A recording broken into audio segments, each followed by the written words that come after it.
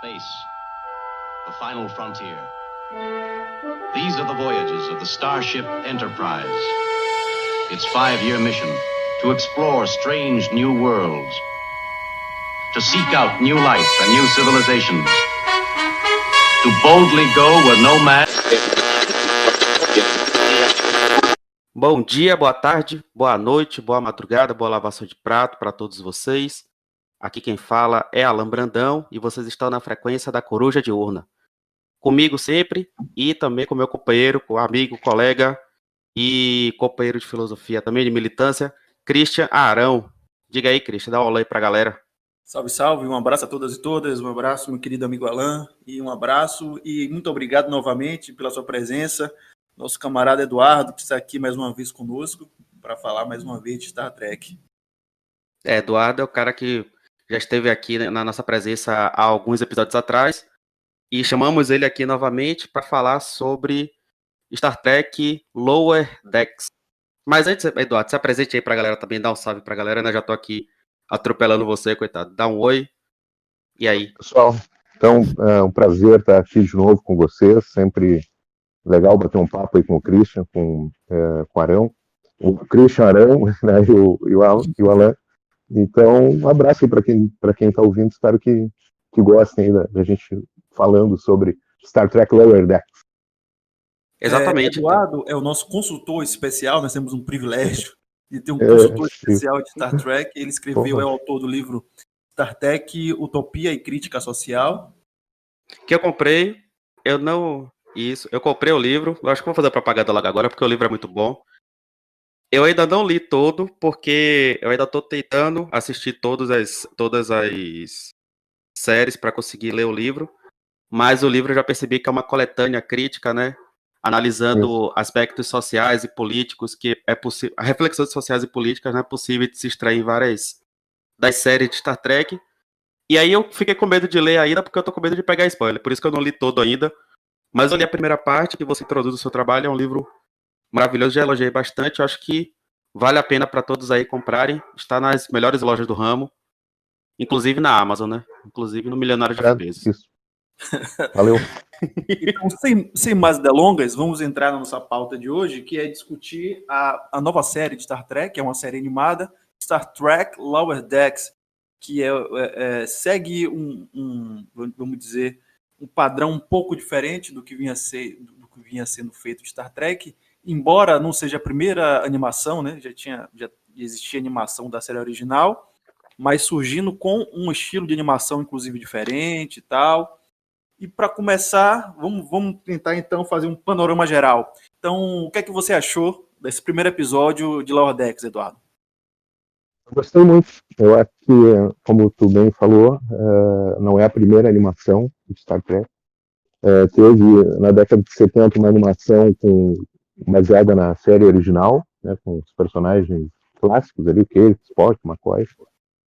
E agora eu acho que a gente vive uma era de ouro assim, das animações, né? Essa animação original, lá da década de 70, ela é mais bobinha, assim, né? Não é tão interessante quanto está se fazendo hoje em dia. E esse cara aí que criou, o Mike McMahon, é o nome dele, ele é um veterano do Rick and Morty, né? Então, quer dizer, o cara já vem com qualidade, assim. E aí eu gostei muito do que ele apresentou nesse primeiro episódio. Eu acho que é importante a gente saber rir das nossas próprias, do jeito que a gente é. Então é uma maneira de abordar Star Trek de uma maneira irreverente, né? Uma forma irreverente, que ao mesmo tempo traz toda a tradição, né? Através de easter eggs, referências, e ao mesmo tempo ri, né? Dessas coisas que a gente consegue rir de Star Trek. Gostei bastante do episódio. Bom, Eduardo, deixa eu só fazer uma pergunta aqui, como eu já falei, né, com vocês, eu não assisti ainda a animação, mas esse nome me chamou a atenção, né, Star Trek Lower Decks, né, os decks inferiores. Acho que para quem não é acostumado com a série, Star Trek ele tenta emular um cenário de viagem espacial, mas na verdade a nave, ele é como se fosse um navio, né? Ele funciona como se fosse toda a estrutura militar de um navio. E aí, quando você fala de um deck inferior, você fala, na verdade, me pareceu, né? Não sei, vocês me corrigem se eu estiver errado. Me pareceu falar muito sobre toda essa equipe de pessoas, todo esse conjunto de pessoas que na série não aparecem, né? Que não são os protagonistas, porque a série ele lida muito com a ponte, que é onde ficam os capitães, o capitão e a maioria dos oficiais, né? Do oficial de ciência, oficial de comunicação, oficial de armas, né? A pessoa que fica com o timão, por assim dizer.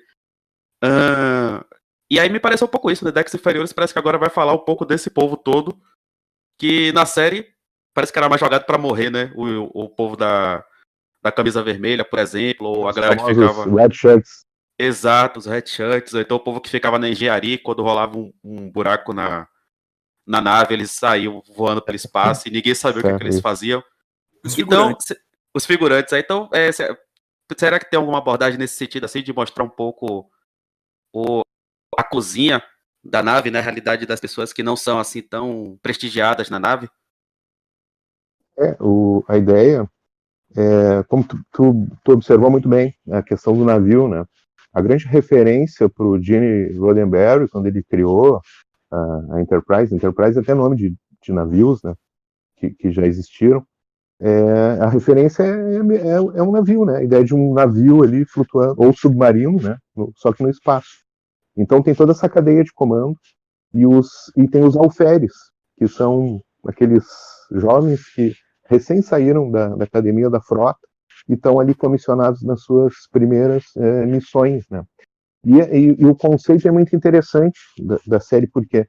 Porque na nova geração teve um episódio da 7ª temporada chamada Lower Decks, com esse conceito, que era mostrar, né, o outro lado da nave, essas pessoas que trabalham dentro da nave, mas que estão lá nos decks inferiores, né? Porque os decks superiores onde ficam os oficiais graduados, nos quais sempre a história gira em torno, né? O Capitão Picard, primeiro oficial Riker, a conselheira Troy, o Data, etc. Né?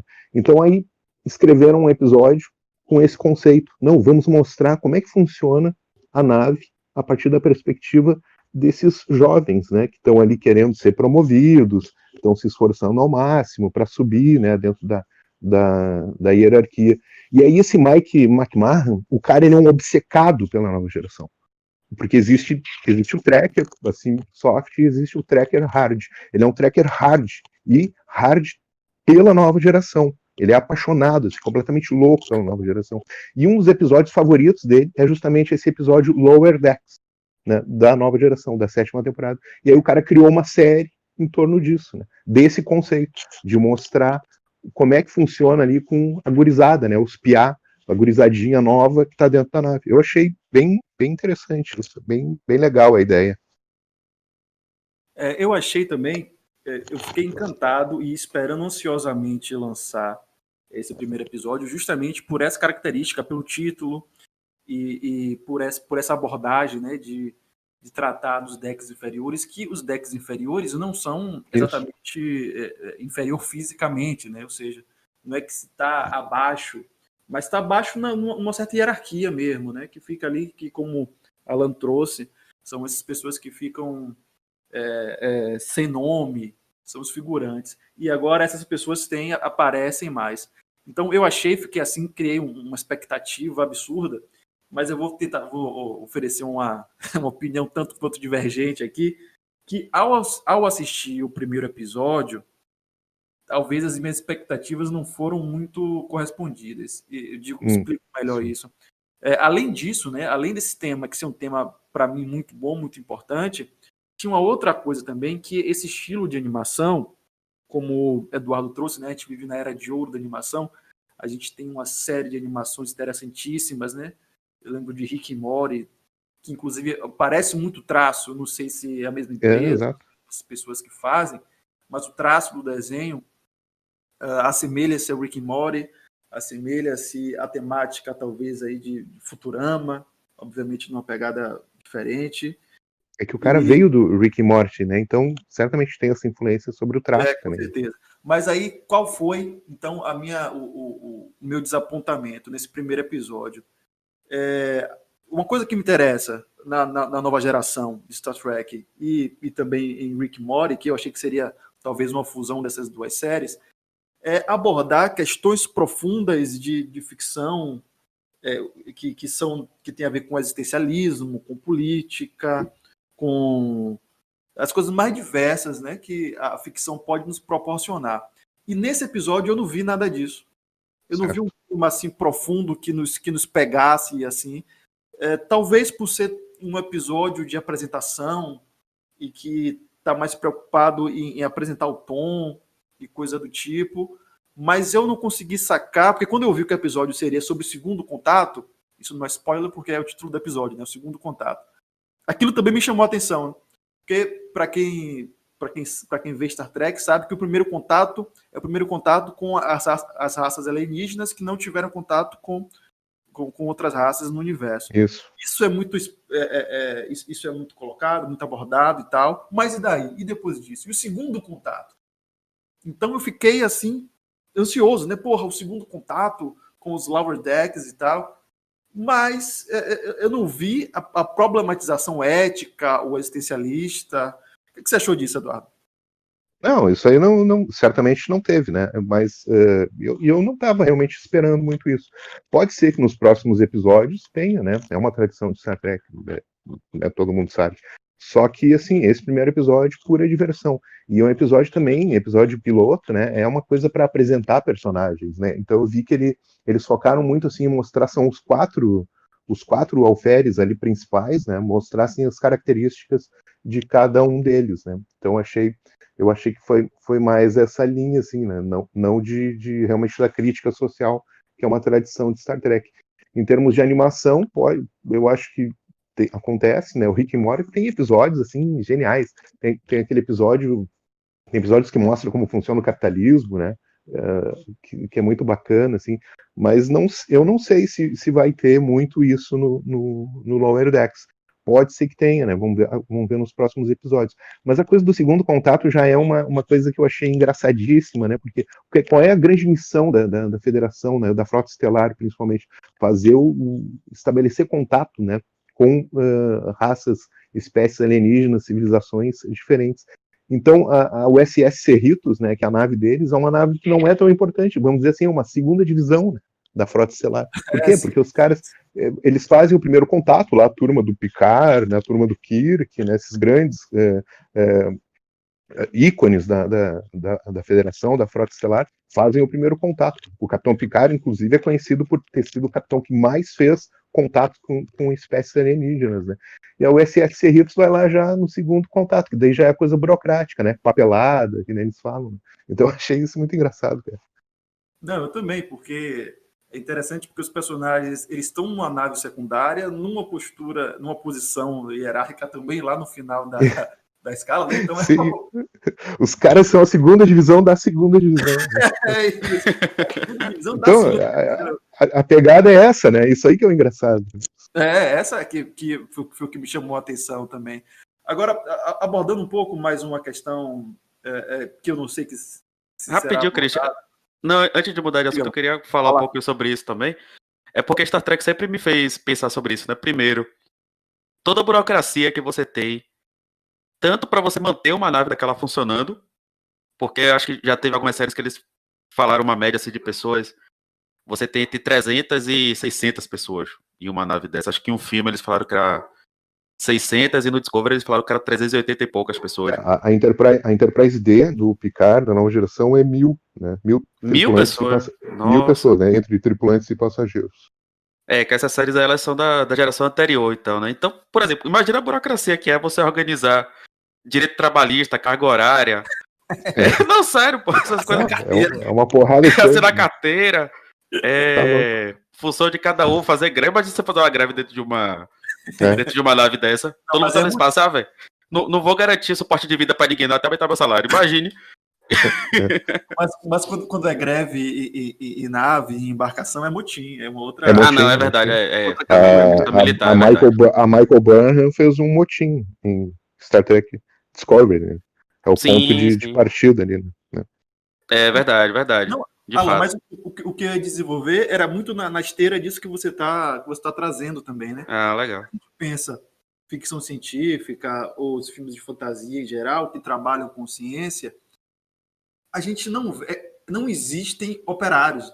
Por quem é o operário de Tony Stark? Né? Ele cria um laboratório sozinho no porão de sua casa, completamente automatizado. Mas quem botou aquelas máquinas ali? Ele fez tudo com o próprio braço? Até ele ter criado máquinas para ajudá-lo. Quem criou as máquinas, né? Pois é, né? É o Hollywood criando o self-made man. Exato. Então não só o Tony Stark, né, como sei lá, o Homem-Formiga. Aí no Homem-Formiga a resolução é um pouco mais engenhosa, né? São as formigas que são as operárias. E as formigas são criaturas que são operárias mesmo por natureza. Interessante isso também. Enfim.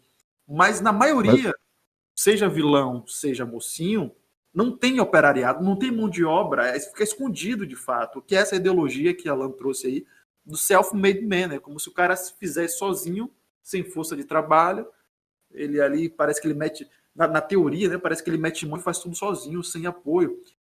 E o interessante de Lower Decks, em que pese as ponderações que eu fiz aqui, é que talvez até inconscientemente eles quebrem essa lógica e façam algo revolucionário, que é apresentar a mão de obra do negócio, né? Isso. Vai começar, pô, a mão de obra tá aí, ó, a mão de obra que tá fazendo, e vamos fazer uma série sobre a mão de obra. Você pensou algo parecido com isso, Eduardo, também não? Eu acho assim, ó, tem uma brincadeira entre os trackers já há muito tempo, e o cara, como ele é um tracker, ele pegou e transformou isso numa parte do Lower Decks, que não apareceu ainda, mas vai aparecer pelo que a gente já viu nos teasers e nos trailers, né? Que é o seguinte, quem é que limpa os holodecks? Porque o holodeck, você sabe, é aquela coisa, o cara pode servir para qualquer coisa, o cara pode ir lá para transar, por exemplo, né? Aí vai ficar cheio de fluidos, né, dentro do holodeck. Quem é que limpa essas porra desses fluidos? Agora a gente descobriu esses alferes, coitados, né? Sobra para eles. Então manda aparece uma cena. Fazer, coitado. Eles são tipo estagiário, né? Aí, tipo, tem uma cena que aparece num trailer que é a Mariner, né? Que é aquela mais, assim, rebelde, que é filha da capitã, ela limpando o holodeck, né? Ou seja, é isso que eu acho legal, assim, quando a coisa é feita por um tracker, né? Hardcore, como esse cara é. O cara pegou, assim, se eu tivesse a oportunidade, por exemplo, de escrever roteiros, criar uma série de Star Trek, o que eu ia fazer? Eu ia enfiar todas as referências possíveis que eu tenho na minha cabeça dentro da série. E aparentemente é isso que o cara tá fazendo, assim, né? Nesse primeiro episódio, sei lá, se tu parar, assim, ó, tem, tipo, centenas de referências dentro do episódio. É por isso que eu gostei tanto, sabe? Pra quem é tracker, é tipo assim, um parque de diversões, né? Quem não vai se divertir assistindo, né? Mas quem consegue captar tudo que o cara colocou ali é um negócio impressionante, assim. Desde a primeira cena, né? Já tá ela ali com a Batlet, né? Ou então o cara gravando o diário de bordo. Tem um uísque romulano. Até então a gente conhecia a cerveja romulano, que é ilegal, né? Mas sempre os oficiais sempre deram um jeito de fazer um contrabando ali, né? O próprio Kirk, todo mundo adora tomar o cerveja charuto romulana. cubano deles, né? Exatamente, né? Então tem isso, assim, a abertura da série é só referências, né? Mostra o buraco negro de Discovery, mostra e aí a nave é toda errada, né? Aí mostra ela batendo num gelo, né? Aquilo ali é uma cena da abertura de Voyager, evidentemente Voyager não bate no gelo, como a USS Cerritos é uma nave que tudo dá errado, ela bate no gelo. Tem um ser sugando a energia da nave, que remete a um episódio da nova geração. Enfim, é só referências, assim, né? Eu achei muito legal isso. Seja isso, né? Assim, é uma série que parece mais, enfim, se divertir com todo o universo de referências que você tem em torno do Star Trek do que... Diga aí. Porque sabe qual é esse cara aí, o McMahon? Ele criou um Twitter há muito tempo atrás, que ele era TNG Season 8, né? Uma 8ª temporada da nova geração. Então ali ele fazia tweets assim com plots, né? Engraçados, geralmente engraçados, né? Cômicos para a nova geração. O cara tem essa veia cômica, assim, né? Então vale a pena, assim, quem não conhece, procure esse Twitter dele, que é muito legal lá,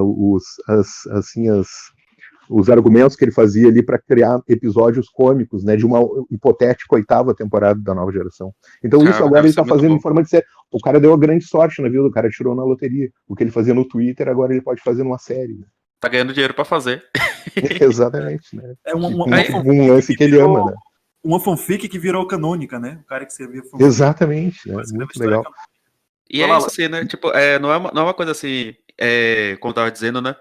Vai brincar com esse conjunto de referências, vai transformar as fanfics em algo que faz parte da série, né? Que mostra os bastidores da série, de todo o universo de Star Trek. E aí me parece que essas questões mais filosóficas, mais amplas, esses debates éticos, morais, metafísicos até, que faz parte de Star Trek, parece que vão ser deixados um pouco de lado, porque a gente vai estar lidando mais com o povo que mete a mão na massa para tudo acontecer. Seria isso? Exatamente. Não, Mas e eu acho que assim vai ser uma grande, além de ser uma grande homenagem, é uma grande tiração de sarro, né, de Star Trek. Porque imagina uma franquia que tem 50 anos, ela tem coisas que tipo tu consegue rir muito, né? E outra coisa que eu acho interessante é que a liberdade que uma animação permite, né? Tu pode fazer qualquer coisa numa animação que não vai ter custos exorbitantes. Por quê? Porque é desenho, né? Então eles podem criar todo tipo de série de espécie alienígena. Esses galardianos que eles estavam fazendo o segundo contato, eles são tipo uns javalizinhos, uns porquinhos, assim, baixinhos, né? Numa série live action, tu não tem como fazer aquilo ali, né? É muito difícil. Né? Então, quer dizer, cara, Ou então é ia muito ficar meio engraçado. ridículo, né, também. Se É, e não uma for outra bem coisa, feito, fica meio ridículo. a Federação tem 150 planetas, e aí tu vai ver a série, sempre assim, 99% da tripulação das naves são humanos, né? Sim. Então, tipo, pô, não tem, né? Claro, por quê? Porque é custo, como é que tu vai fazer, né? Toda aquele tipo de maquiagem, né? E acaba sendo uma coisa que é muito engraçada em Star Trek, eles enfiam um negócio na testa do ator, assim, e deu, é uma espécie É, alienígena, né? E, tipo, e frequentemente parecem órgãos sexuais. Prestem atenção nisso, cara. É assim, ó, sério, meu, é bizarro, né? Então é muito bizarro. Então ou isso é o tipo de coisa que tu ri, sabe? É o tipo de coisa que tu tá vendo e tu dá risada, né? E não desrespeitando, não é desrespeitando, né? Faz parte da diversão, né? Faz parte da coisa. sim, claro. velho, não, rapidinho, sobre isso das raças alienígenas, eu vi um episódio da série original que era, enfim, Kirk ia sediar uma reunião de embaixadores de várias raças diferentes, né? E aí você vê o quão bizarro era eles construírem essas raças, né? Porque você vê umas máscaras mal feitas, você vê essa questão da prótese da testa também, você tinha umas 20 próteses de testa diferentes. Era meio estranho mesmo essa coisa, velho. Se não for bem feito, Essa reunião, essa fica meio reunião ridículo. essa reunião que tu fala é no episódio Caminho para Babel, acho que é uma tradução. Isso. E aí são os telaritas, né? Que eles são tipo eles são suínos, né? Assim, descendentes Isso, ai meu Deus. de suíno. Então as máscaras ficam ridículas mesmo. Na série É, Enterprise, que é uma série que eu não gosto muito, mas daí já é uma série do início dos anos 2000, já com outras tecnologias, né? Os telaritas são muito bem feitos, fica muito legal. Então, mas Os telaritas são uma raça fundadora da Federação, né? Foram os humanos, os vulcanos, os andorianos e os telaritas, os 4 povos que fundaram a Federação. Mas eu queria voltar ainda, Eduardo, para esse outro tema de que, como você falou, a animação ela permite uma liberdade que as séries live action não permitem, né? Eu lembrei também nesse Isso. episódio aquele animal lá que eles ordenham, né? Que aquele povo que eles chegam ordenham e tal, que é um animal enorme e que O Vaca-Aranha. o Vacarinha que fica chupando lá Isso, não, é muito engraçado, né? Que a Mariner acha que ela vai comer o Boimler ali, e aí o porquinho diz pra ela assim: não, ela é herbívora, ela só gosta de mascar ele um pouco, tipo um chiclete. Assim. Não, mas eu achei também, eu acho que essa liberdade é muito bacana, mas eu queria voltar ainda para o lance de que não, qual rumo que você acha de público que a série está pretendendo? Será que é uma parada mais de fanservice, com referências para a gente que já viu muito Star Trek, ou abordar públicos novos? Porque eu não vejo, por exemplo, exatamente como um público de Rick and Morty, né, que seria questões mais ligadas à filosofia, à sociologia e essas questões, mas é uma série mais de comédia. Você imagina que a série vai seguir por esse rumo ou talvez aborde ainda aqui brevemente esses temas que eram mais abordados nas outras séries de Star Trek. Eu acho que eventualmente vai ter alguma pitada disso, né? Só que eu acho também que Star Trek é complicado. Star Trek não consegue atingir o grande público, porque é uma espécie de subcultura, né, que tem dentro. Porque são muitos detalhes, né, que só o fã mesmo conhece, como eu estava falando desse episódio. Que qual o cara, o consumidor de animação comum, que vai saber o que é um Butler? E ele vai entender a referência que ela diz, assim, eu consegui de um Klingon com um tapa-olho. Poxa, essa referência ela está fazendo um filme de 1991, que é o Star Trek 6, que tem o General Chang que usa um tapa-olho. Ou então o General Martok, que é um Klingon que perde um olho na guerra Dominion, né, de Deep Space Nine. Então eu acho meio complicado, assim, né? Eu acho que um sinal disso é que pode ver que não entrou nem na Netflix, nem no Amazon, né, nem no Prime Video. Eu acho que eles não tiveram muito interesse em comprar a série. Então, não sei, eu acho que acaba sempre ficando meio assim. É claro que escapa um pouco, né? Pega gente que não é tracker, mas o grosso mesmo vai ser público tracker. Não, mas a minha questão é justamente essa. Talvez fosse tão somente tanto autorreferencial, mas trazendo questões possíveis de trazer no ponto de vista dos lower decks, né, dos oficiais inferiores, as questões que já eram abordadas anteriormente. Porque eu não acho que eu não acho que seja incompatível discutir essas questões, porque a gente está tratando dos lower decks, mas discutir as grandes questões que o Picard discutia, né, com o Q, ou com a questão dos Borgs, todas essas coisas, para mim seria genial assim, se fosse tratado isso pelo ponto de vista dos lower decks, talvez até abordando os mesmos acontecimentos, e aí assim seria um fanservice muito bacana, inclusive também, abordar os mesmos acontecimentos, mas do ponto de vista da nave inferior e da tripulação inferior da nave inferior, saca? Ponto de vista. Pois é, né? Tipo, tá o povo lá, enfim, como você falou, né? Lavando o holodeck, cuidando de alguma máquina, não sei o que, e do nada tem uma invasão de Borg e todo mundo começa a ficar hipnotizado. Como é que eles vão lidar com isso, né? Lá embaixo, sem saber de nada o que tá acontecendo. Pelo teaser ali no final, no próximo episódio, vão aparecer os Borg. Só que os Borg são cute, né? São fofos ali pelos que aparecem. Né? Então, tipo assim. Não, eu vou falar para vocês como é que eu vejo a série, como é que eu quero que a série seja. Evidentemente, em algum momento, eu acho que vai ter drama, né? E vai trazer também os elementos sociais que Star Trek aborda. Se não trouxer, tá fazendo o trabalho incompleto. Porque o trabalho que o cara está fazendo ali é rememorar, é trazer todas as referências de 50 anos, de 5 décadas de Star Trek. Então, eu quero ver essa série da seguinte forma: eu quero dar risada com as loucas aventuras dos alferes da USS Cerritos, né? Mas, ao mesmo tempo, a cada cena assim, aquilo ali apareceu no filme e tal, aquilo ali apareceu no episódio e tal. Vai ser. Isso vai fazer parte da diversão, sabe? Pelo menos pra mim, assim, eu acho que isso vai ser foda, assim, né? De tu ficar catando. No final, ali na última cena, a quantidade de referências que a Mariner empilha, né? Ela fala da espada, do Sulu empunhando uma espada, ela fala do que o Spock voltou da morte, ela fala do Gênesis e o Khan, quer dizer, fala do Kirk, fala do Worf. Pelo visto, ela é uma personagem que tem um lance com Klingons, né? Ela fala num momento que ela esteve presa numa prisão Klingon, ou seja, ela esteve em Hurapent, que é a prisão clássica Klingon, né? Que é tipo uma Sibéria, assim.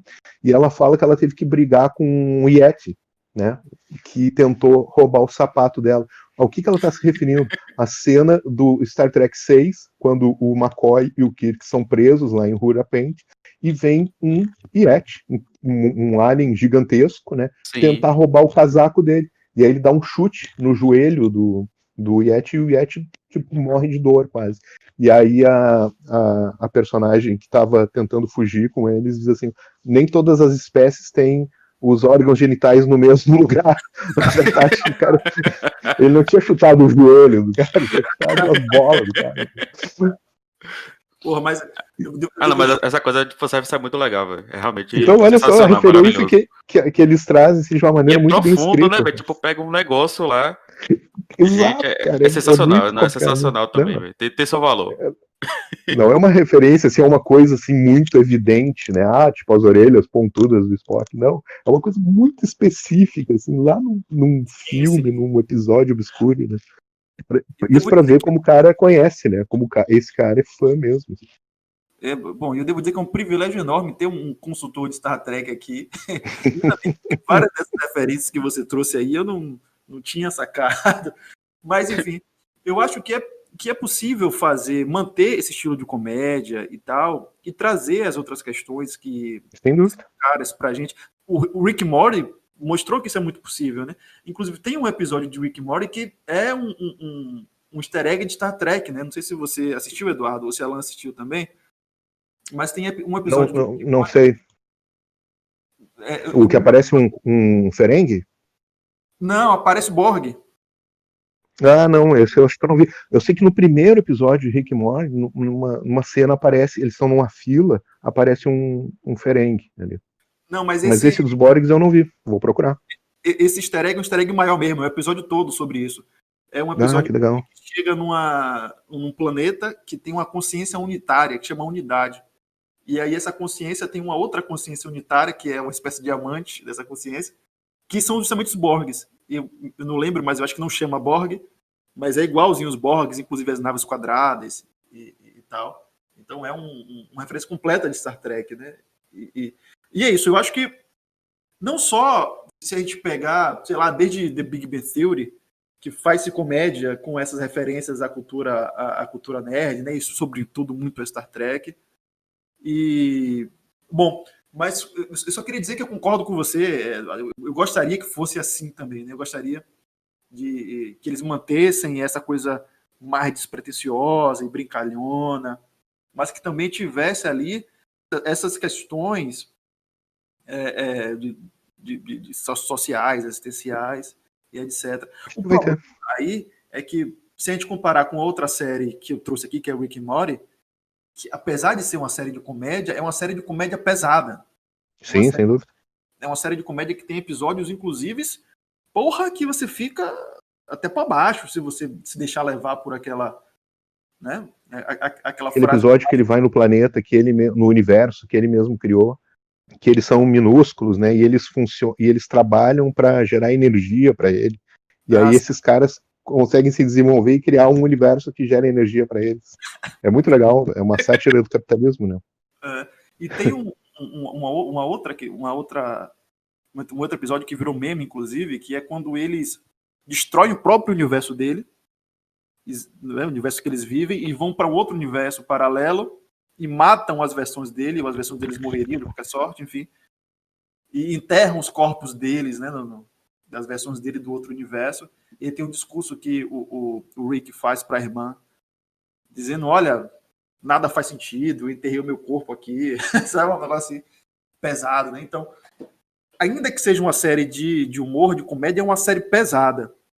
E até então o Lower Decks não se propõe, ao que parece, muito embora tenha algo de gore de vez em quando, né, de sangue e tal, se propõe ser uma série mais leve. E nessa leveza, você acha, Eduardo, que é possível e compatível trazer essas questões mais sérias? Eu acho que sim, porque até como a gente estava falando, né, a questão do ponto de vista, né, mudar, porque a gente conhece até hoje um ponto de vista, que é o ponto de vista dos oficiais graduados, né, e agora a gente vai ver os jovens, né, eu acho que pode trazer muito essa questão, assim, da relação de pessoas mais velhas com jovens também, né, eu acho que isso já ficou um pouco claro, assim, em mostrar como a mãe, a capitã Freeman, né, que é mãe da Mariner, como ela é um pouco opressora em relação à filha, porque a filha não se enquadra perfeitamente nos padrões, né? Ela é uma jovem assim muito expansiva, muito efusiva, né? Então já vê que tem um conflito aí de gerações. Então, já se percebe que tem um primeiro assunto, um primeiro tema que pode ser debatido, né? E até vai fazer E já que é uma animação assim que fala de jovens, ela pode despertar o interesse em jovens, né, que vão talvez se ver representados ali, né, nessa questão. Então, eu acho que sim, eu acho que é como eu estava dizendo, né? O cara está se propondo, na verdade, a recuperar tudo que aparece em Star Trek, ele quer mostrar, assim, homenagear. Então, se ele não trouxer a crítica social, não trouxer esses assuntos mais sérios, ele está falhando nesse objetivo, né? Não está sendo completo. Massa, bacana. Então, E esse também, né? Só fazendo um comentáriozinho, acho que a gente já tá para encerrar, né? Mas acho que o fanservice, ele tem dois caminhos, né? Ele tanto é um serviço pro fã, como o próprio nome já diz, mas ele também é uma forma de, como o Eduardo falou, é uma animação, né? Vai chamar pessoas mais jovens para assistir Star Trek, e vendo essas referências, pode começar a assistir as outras séries também, né? Começar a ver a Star Trek mais profundamente. E acho que, pelo que eu entendi, né? Falando com alguém que não assistiu ainda o episódio, parece que a série é muito mais um convite, né? Ó, gente, veja aqui esse universo, que é um universo que é muito, muito interessante, muito bom, traz muitas ideias, é algo que está além dessa... É algo que traz um universo, né? Pensando aqui no sentido polissêmico da palavra, traz um universo de ideias, um universo de possibilidades, um universo de pontos de vista diferentes daquele que a gente está acostumado a ver. E pelo que eu entendi é isso, né? O Star Trek Lower Decks é um convite. E eu acho que ele tem pode que... ser um... Diga aí. Pode ser uma porta de entrada para drogas mais pesadas, tipo Exato. Então, mas assim, ó, eu queria falar ainda em algumas referências. Eu anotei algumas referências aqui, né, das muitas que aparecem. Por exemplo, o George LaForge, ele usa aquele da nova geração, né, o engenheiro. Ele é cego. Ele usa aquele dispositivo chamado de visor, né? Aparecem dois personagens usando o visor, ou seja, não é uma coisa única do George, né? Tem outras pessoas cegas que utilizam aquele dispositivo para poder enxergar. O Whisky Romulano, já falei, Batlet, né? Que é aquela arma típica Klingon, aparece também. Cetácenops, né? Quando ele está descrevendo ali para Tende, né? Que também, em parênteses, né? A Tende, aquela personagem verde, ela é de Orion, né? Orion aparece desde o primeiro piloto de Star Trek, aquele que não era com o Kirk, né, que era com o Capitão Pike. Então, colocar essa personagem, eu acho que é a primeira vez que se vê uma personagem dessa espécie como oficial da frota, né? E aí ali o Boimler está explicando para ela sobre os ops, né, os diversos ops que tem na nave, que são os centros de operações, né?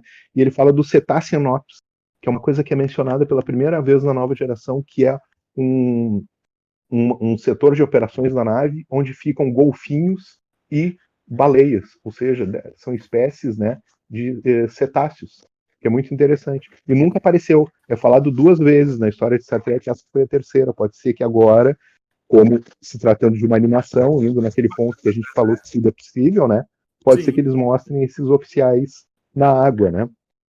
O que mais? Quando eles estão no planeta, eles usam um veículo, né, terrestre. Aquele veículo se chama Argo. Ele aparece no Star Trek Nemesis, né? O último filme da nova geração. O que mais que eu tenho aqui?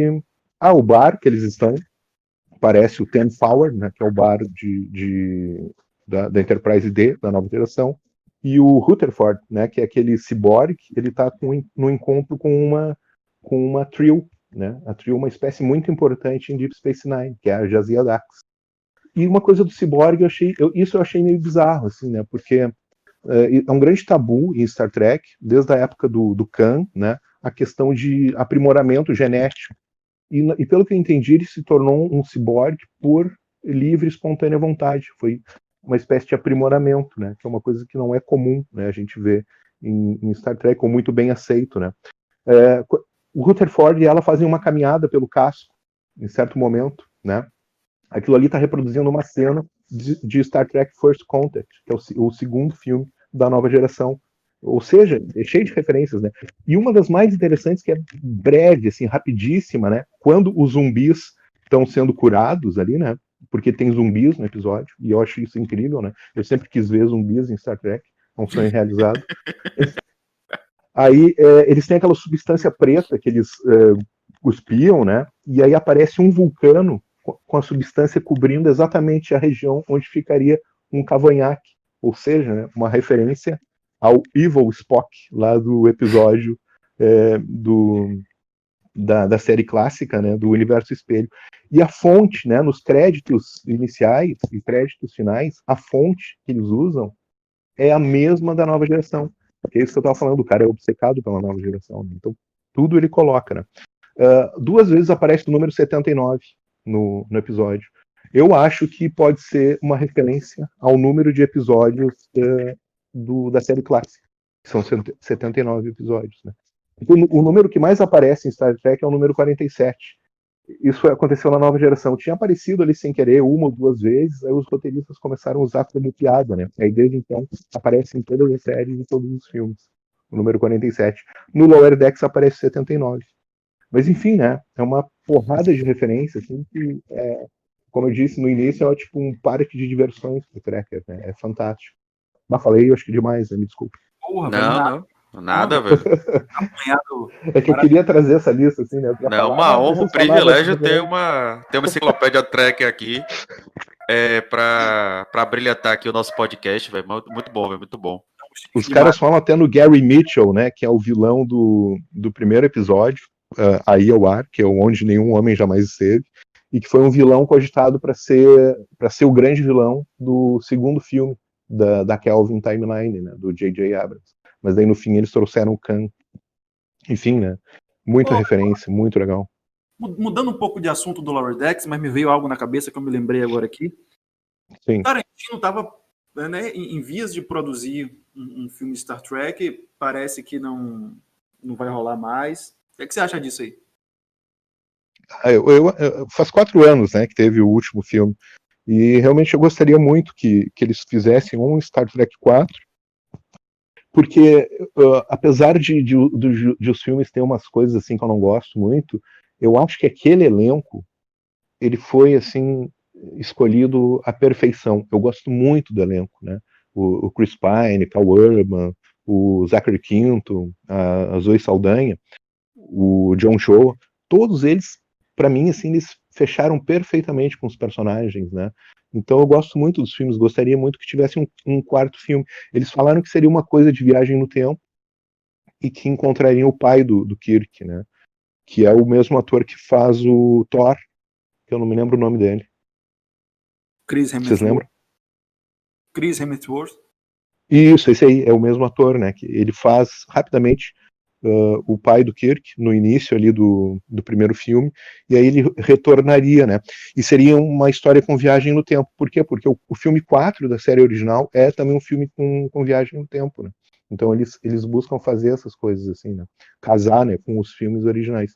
Ou então o que eu li também esses dias é que eles já estão cogitando fazer um reboot do reboot, né? Fazer novos filmes com novos atores, né? Então, não sei como é que vai ser. E tinha o plano, que foi escrito, inclusive, o filme, né? Mas o Tarantino declinou. O que eu acho que seria uma das coisas mais insólitas e incríveis da história da humanidade, que é o Tarantino dirigir um filme de Star Trek. Eu tô aqui com a cara parecida com a desse Craig aí. Gente, imagine que inferno. E cara, Star Trek de Tarantino ia ser muito bom, velho. Nossa, eu torci muito para que isso acontecesse. Eu gosto muito do Tarantino. E ele é tracker, né? Ele gosta muito, principalmente da série clássica, né? Então, o Kill Bill, quando a epígrafe do Kill Bill é um ditado, um velho ditado Klingon. Isso. Vocês lembram? Aparece ali, né? A vingança é um prato que se come frio. velho provérbio Klingon. Então ele é um tracker, né? Só que no fim não deu certo, né? Os fãs, assim, esses fãs mais tradicionalistas, os caras estavam surtados, né? E esse era mais um motivo que me fazia querer que o filme acontecesse. A gente não tem que brincar mesmo, velho. Um universo tão grande como esse que a gente vive, um universo tão grande como o próprio Star Trek, junta as duas coisas com uma cabeça como a de Tarantino. Acho que ia ser uma combinação interessante. Mas a coisa que o Christian perguntou do filme, fazendo um filme novo, também, agora o que tá vindo muito é série e outra animação, né? Vai ter uma outra animação chamada Prodigy, não se sabe nada ainda, mas ela já foi anunciada com esse nome.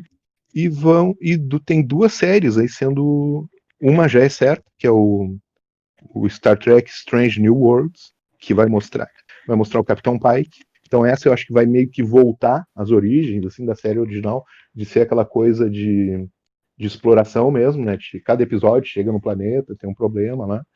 E tem uma outra da Seção 31, que é com a Imperatriz Georgiou, de Star Trek Discovery. Quer dizer, eu acho que nunca, nos anos 90, foi assim, né, em termos de Star Trek, porque teve 3 séries num período ininterrupto, né? Toda a década de 90 teve Star Trek no ar, né? E agora a gente parece que está voltando assim para uma nova fase de ouro de Star Trek, né? Que é com muitas ideias, muitas produções sendo feitas, né? Eu acho que o início disso aí, e aí tem que se dar o valor, são os filmes do J.J. Abrams, né? Que ressuscitou Star Trek. Porque Star Trek tinha sido sepultado pelo Star Trek Enterprise, né? Foi uma série que não deu certo, foi cancelada, né, na 4ª temporada. A única série a ser cancelada de Star Trek desde a série original. A série original foi cancelada por sacanagem, porque eles mudaram o horário, botaram para sexta-feira de noite e ninguém via, né? E aí por isso que foi cancelado.